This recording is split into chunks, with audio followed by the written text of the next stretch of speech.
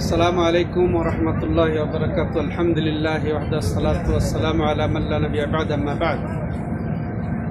সম্মানিত দূরের ও কাছের দর্শক ও শ্রোতামণ্ডলী, আল্লাহ রাব্বুল আলামিনের অশেষ মেহেরবানিতে আমরা আজকে সফর করছি রিয়াদ থেকে মক্কার উদ্দেশ্যে। উমরা পালন হবে এই সফর। এরপরে আবার সিয়ামরত আমরা, শুধু এবাদতের উপরে এবাদত, সিয়াম, উমরা, তেলাওয়াত, দোয়া, জিকির। তো এই সফরে আপনাদেরকে জানাই শুভেচ্ছা ও অভিনন্দন এই আওয়ার ইসলাম পেজ থেকে। তো আল্লাহ রাব্বুল আলামিন আমাদের এই সফর সহ যাবতীয় ইবাদত কবুল করেন। সফর এটা একটা মানুষের চিরচারিত অভ্যাস বটে এবং এটা করতেই হয়, প্রয়োজনীয় সফর, ইবাদতের সফর।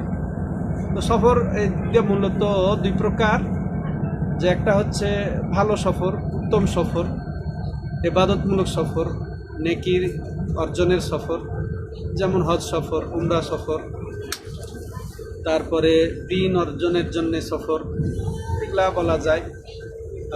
তো নেকির সফর। আর একটা সাধারণ সফর, প্রয়োজনীয় চিকিৎসার জন্য, ব্যবসা বাণিজ্যের জন্য সফর। তো এটা সাধারণ সফর। আর একটা সফর বলা যায় যে নিষিদ্ধ সফর, খারাপ কাজের জন্য সফর করা, অন্যায় কাজের জন্য সফর করা, অনইসলামিক কার্যকলাপের জন্য সফর করা, এটা নিষিদ্ধ। এতে কোনো আদব আর এর কোনো প্রয়োজন নেই। কিন্তু আমাদের আজকের আলোচ্য বিষয় যেটা সফরের আদব বা ভ্রমণের আদব, সেটা অবশ্যই সাধারণ যেটা সফর উপকারী বা প্রয়োজনীয়, সেটা আর ইবাদতমূলক সফর।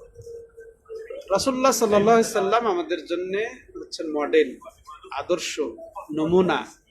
আল্লাহ বলেছেন, লাকাদ কানা লাকুম ফি রাসূলিল্লাহি উসওয়াতুন হাসানাহ লিমান কানা ইয়ারজুল্লাহা ওয়াল ইয়াউমাল আখির। তো তোমাদের জন্য রয়েছে রাসূলুল্লাহর মধ্যে সর্বোত্তম আদর্শ, নমুনা, মডেল। তো আকীদার ক্ষেত্রে, আমলের ক্ষেত্রে, তারপরে ব্যবসা বাণিজ্যের ক্ষেত্রে, বৈষয়িক ক্ষেত্রে, ইবাদতের ক্ষেত্রে, আকীদা বা চরিত্রের ক্ষেত্রে, এমনকি এই যে সফরের ক্ষেত্রে তিনি আমাদের জন্য মডেল, তিনি আমাদের জন্য আদর্শ। অতএব আমরা তার আদর্শ গ্রহণ করব। তো সব ক্ষেত্রে আমরা রাসূল সাল্লামকে ফলো করব। সফরেও আমরা রাসূলুল্লাহ সাল্লাল্লাহু আলাইহি সাল্লামকে ফলো করব, যে রাসূলুল্লাহ সাল্লাম কিভাবে সফর করেছেন। তো সেটা আমাদের জেনে সেভাবে সফর করা আমাদের জন্য উচিত। আসেন আমরা সফরের সূচনা কিভাবে করব সেটাও। সফরের যেহেতু আমাদের ইবাদতের সফর টার্গেট, তো ইবাদত অবশ্য কবুল হওয়া না হওয়া এটাও আমাদেরকে জানতে হবে, বুঝতে হবে। যে মুমিনের জন্য ইবাদত কবুলের জন্য শর্ত হচ্ছে দুটি। এক হচ্ছে ইখলাসের সাথে সে সফর করবে, মাত্র আল্লাহর সন্তুষ্টির জন্য সে সফর করবে। হজ সফর হলে, উমরা সফর হলে, বা এটা তারপরে উমরা সফর হোক আর যে কোনো শিক্ষা সফর হোক, এর মধ্যে সে আল্লাহর সন্তুষ্টি উদ্দেশ্য রাখবে, আল্লাহকে সন্তুষ্ট করবে, আল্লাহর খুশিতেই সফর করবে, এটাই সে উদ্দেশ্য রাখবে। এটা ইখলাস বলে। শুধু সফর কেন, যে কোনো ইবাদত আমলে আমাদের এই ইখলাস বা একনিষ্ঠতা প্রয়োজন রয়েছে। এছাড়া আমাদের এই আমল কবুল হবে না, এই সফর কবুল হবে না। তো প্রথম। দ্বিতীয়ত, এই সফর হবে নবী সাল্লাল্লাহু আলাইহি সাল্লামের তরিকায়, নিয়ম নীতি অনুযায়ী। যেমন অন্য আমলও নবী সাল্লাল্লাহু আলাইহি সাল্লামের নিয়ম নীতি তরিকা অনুযায়ী হবে, তো এই সফরটাও তাই হবে। তো আমরা এই সফর ইনশাআল্লাহ রাসূলুল্লাহ সাল্লাল্লাহু আলাইহি সাল্লামের তরিকা মোতাবেক করব আর আল্লাহর সন্তুষ্টি কামনা করব, তাইলে আমাদের এই সফরটাও কবুল হবে। তো মূলত দুটি বিষয় গেল। এবার আসেন তৃতীয়ত, নবী সাল্লাল্লাহু আলাইহি ওয়াসাল্লাম যদি সফর করতেন, যখন সফর করতেন, সফরের দোয়া করতেন। একটা গুরুত্বপূর্ণ দোয়া আছে যেটা নবী সাল্লাল্লাহু আলাইহি সাল্লাম করতেন এবং আর তার উম্মতদেরকে পড়ার জন্যও শিক্ষা দিয়ে গেছেন। সেই দোয়াটাও আমরা সফরে পড়ব, যে কোনো সফরে আমরা এই দোয়া করব। তো সেই দোয়াটা হচ্ছে কি, এভাবে তিনি বলতেন, আল্লাহু আকবার, আল্লাহু আকবার, সুবহানাল্লাযী সাখখারা লানা হাযা ওয়া মা কুন্না লাহু মুকরিনিন ওয়া ইন্না ইলা রাব্বিনা লামুনকালিবুন, আল্লাহুম্মা ইন্না নাসআলুকা ফি সাফারিনা হাযা আল বিররা ওয়াত তাকওয়া ওয়া মিনাল আমালি মা তারদা, আল্লাহুম্মা হাওবিন আলাইনা সাফারানা হাযা ওয়া তুই আন্না বু'দা, আল্লাহুম্মা আনতাস সাহিবু ফিস সাফার ওয়াল খলিফাতু ফিল আহল, আল্লাহুম্মা ইন্না নাউযু বিকা মিন ওয়াসাইস সাফার ওয়া কাআবাতিল মানজার ওয়া সুইল মুনকালাবি ফিল মালি ওয়াল আহল। এটা হচ্ছে দোয়া, কিন্তু এই দোয়াটা অত্যন্ত গুরুত্বপূর্ণ। তো এই দোয়াতে মৌলিকভাবে কি কি আছে? আল্লাহর বড়ত্ব প্রকাশ আছে, আল্লাহর পবিত্রতা বর্ণনা রয়েছে, তারপরে আছে কি তৃতীয়ত, যে আমরা আল্লাহর কাছে পজিটিভ দিকগুলা, যেগুলা আমাদের কাম্য, যেগুলা আশা, সেগুলা চাওয়া। আর চতুর্থত হচ্ছে কি নেগেটিভ, যত রকমের খারাপ, এগুলার থেকে আল্লাহর কাছে আশ্রয়, পরিত্রাণ চাওয়া। এই কয়েকটা দিক আছে এই দোয়াটিতে। আবার আমি একটু আসি, আল্লাহু আকবার, আল্লাহু আকবার, আল্লাহর বড়ত্ব প্রকাশ, আল্লাহর বড়ত্ব প্রকাশ, যে আল্লাহই মহান, আল্লাহই সবচেয়ে বড়। এরপরে কি আছে আয়াত, সুবহানাল্লাযী সাখখারা লানা হাযা ওয়া মা কুন্না লাহু মুকরিনিন। এই আয়াতের মর্ম হচ্ছে যে আমরা আল্লাহকে সকল দোষ ত্রুটি থেকে আমরা মুক্তি ঘোষণা দিচ্ছি, যে আল্লাহ রাব্বুল আলামিন পুত পবিত্র, তিনি দোষ মুক্ত, তিনি শিরক মুক্ত, শরিক মুক্ত, এগুলা পবিত্রতা ঘোষণা। আর এটা কি, তিনি আমাদের জন্যে এই বাহনকে, এই গাড়িকে, এই প্লেনকে আয়ত্তে এনে দিয়েছেন, যে সত্যিকার আমরা আয়ত্তে আনার কেউ ছিলাম না। আল্লাহ রাব্বুল আলামিনের দয়ায় আমাদেরকে আল্লাহ রাব্বুল আলামিন এই বাহনকে আয়ত্তে এনে দিয়েছেন, সফরকে সহজ করে দিয়েছেন, এটা বলাই আয়াতের মাধ্যমে। এরপরে দোয়া, আল্লাহুম্মা ইন্না নাসআলুকা ফি সাফারিনা হাযা আল বিররা ওয়াত তাকওয়া। হে আল্লাহ, আমরা তোমার কাছে এই সফরের মধ্যে যত ধরনের নেকি অর্জনের সাহায্য চাই, তৌফিক চাই, যত ধরনের নেকি, সালাত ঠিক মতো আদায় করা, কোরআন তেলাওয়াত করা, দোয়া করা, জিকির করা, উমরা করা, যেটা সব ধরনের সৎ কাজ, ভালো কাজের আদেশ মানুষকে দিতে পারা, অসৎ কাজ থেকে মানুষকে বাধা দিতে পারা, এগুলো সব সামর্থ্য চাই তোমার কাছে। ওয়াত্তাকওয়া, এর বিপরীত যত রকমের গুনাহ থেকেও বাঁচতে চাই এই সফরে। এই সফরে যেন আমার দ্বারা কোনো শিরকি কর্মকাণ্ড না হয়ে যায়, ঘটে যায়, কোনো শিরকি কথা, কুফরি কথা যেন না ঘটে যায়। তারপরে বাহ্যিকভাবে কোনো যেন খারাপ কাজ আমি না করে ফেলি, খারাপ কথা না বলে ফেলি, মিথ্যা কথা না বলে ফেলি, গীবত যেন না করি। সফর সঙ্গীত ভালো যদি না হয়, দেখবেন ভালো খারাপের প্রভাব পড়ে যায়। তার সাথে কথা বলতে অনেক সময় মিথ্যা এসে যায়, অনেক সময় গীবত এসে যায়। তার সাথে কথা বলতে বলতে কত শতজনের গীবত নিয়ে আমরা ব্যস্ত হয়ে যাই। এক কথায় এখানে আমরা আল্লাহর কাছে চাচ্ছি যে সব ধরনের গুনাহ খাতা থেকে আল্লাহ রাব্বুল আলামিন বাঁচার আমাকে সুযোগ দাও, তৌফিক দাও। এই সকল মিনাল আমালি মা তারদা, এবং এমন আমল করার তুমি সুযোগ দাও এই সফরে, যে আমলে তুমি খুশি হয়ে যাও। আল্লাহ আসছে আরো কি বলছো, মিনাল আমালে মা তারদার পরে, যে আল্লাহ তুমি ওই আমল আমাদেরকে করার তৌফিক দান করো যাতে তুমি সন্তুষ্ট হবে। আল্লাহুম্মা হাওবিন আলাইনা সাফারানা হাযা, হে আল্লাহ তুমি আমাদের জন্য এই সফরটাকে সহজ করে দাও। আল্লাহ হাওবিন আলাইনা সাফারানা ওয়া তুই আন্না বু'দা, এবং তুমি আমাদের খলিফাতু ফিল আহল। তারপরে এরপরে এগুলা হচ্ছে পজিটিভ, আমরা চাইলাম আল্লাহর কাছে। এরপরে নেগেটিভ জিনিস থেকে, আমরা অপ্রিয় জিনিস থেকে বাঁচার জন্য আমরা কি বলছি আবার এই দোয়াতে, আল্লাহুম্মা ইন্না নাউযু বিকা মিন ওয়াসাইস সাফার। হে আল্লাহ, আমরা তোমার কাছে আশ্রয় চাই যে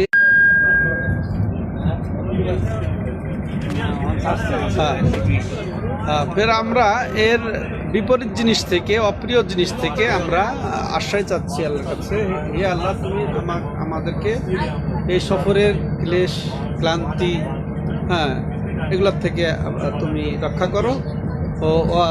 ও কাবাতিল মানজার, এবং বিভৎস দৃশ্য দেখা থেকে, খারাপ দৃশ্য দেখা থেকে, এবং খারাপ অবস্থা যেন না এসে দেখতে হয় সফর থেকে ফিরে এসে। এগুলা পরিবারে হোক, আত্মীয় স্বজনের মধ্যে হোক, বন্ধু বান্ধবের মধ্যে হোক, খারাপ অবস্থা যেন না দেখতে হয়। তো এটা ছিল মোটামুটি সফরের দোয়ার সংক্ষিপ্ত ব্যাখ্যা।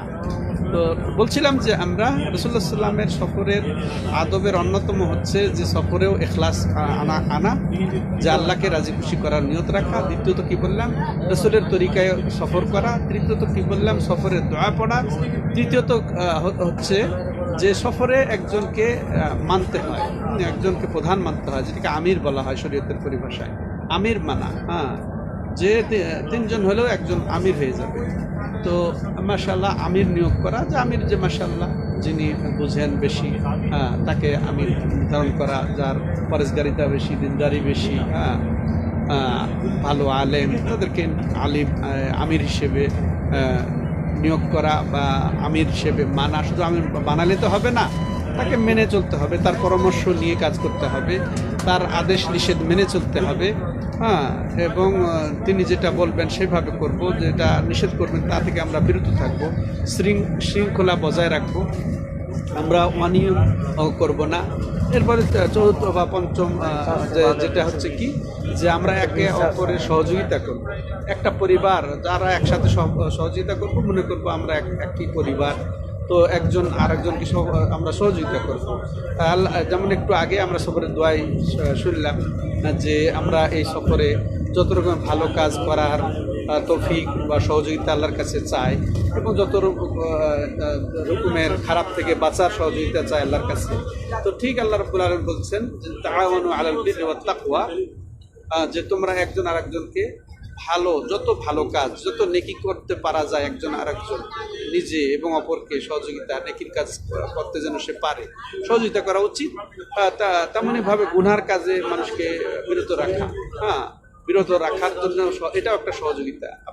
সে গীবত করছে, আপনি বললেন ভাই এত গীবত করেন না, পরনিন্দা করেন না, পরচর্চা করেন না, মিথ্যা বলবেন না, কাউকে কষ্ট দেবেন না, এটাও মনে করেন তাকেই সহযোগিতা করা। কেউ গুনাহ করছে, সালাত আদায় করেন না, ভাই সালাত পড়েন, আসেন সালাতের সময় হয়ে গেছে, আসেন সালাত পড়ি, তো এটা তাকে মূলত সহযোগিতা করা, পাপ থেকে বাঁচিয়ে নেওয়া মানে তাকে সহযোগিতা করা। তো এটা তাহলে একজন আরেকজনের আমরা সহযোগী হব। এরপরে দুঃখ কষ্ট, কারো কোনো সুযোগ, কারো কোনো মনে করেন অসুবিধা আছে, আমরা তাকে সহযোগিতা করবো, অর্থ দিয়ে পারলে অর্থ দিয়ে, বুদ্ধি দিয়ে পারলে বুদ্ধি দিয়ে, শক্তি দিয়ে আমরা সহযোগিতা করব। যার যেটা প্রয়োজন সেটা আমরা খেয়াল রাখি, তো প্রয়োজন অনুযায়ী একজন আরেকজনের মাশাআল্লাহ আমরা সহযোগী সহমর্মী। তো তো এটা আমরা লক্ষ্য করব, এতে মাশাআল্লাহ ভালো হবে, সফরটা সুন্দর হবে। এই যে মরুভূমি দিয়ে আমরা সফর করছি, মাশাআল্লাহ দেখেন মরুপথ, প্রায় রিয়াদ থেকে পথ হচ্ছে 900 কিলোমিটার, মক্কা। তো এইভাবে আমরা সাধারণত মাঝে মাঝে সফর করি। তো এই সফর হলেও রাস্তা খুব সুগম, গাড়ি পথ চলছে, তো এটাতে কোনো অসুবিধা হয় না, এটাতে কোনো অসুবিধা না। যে 9-10 ঘন্টা 12 ঘন্টাও যদি সময় লাগে, এতে কোনো আসলে ক্লান্তি আসে না। আর আমরা বিশেষ করে শিক্ষা সফরের মতোই চলে যাই, অনেক শিক্ষণীয় কথাবার্তা বলতে বলতে চলে যায়।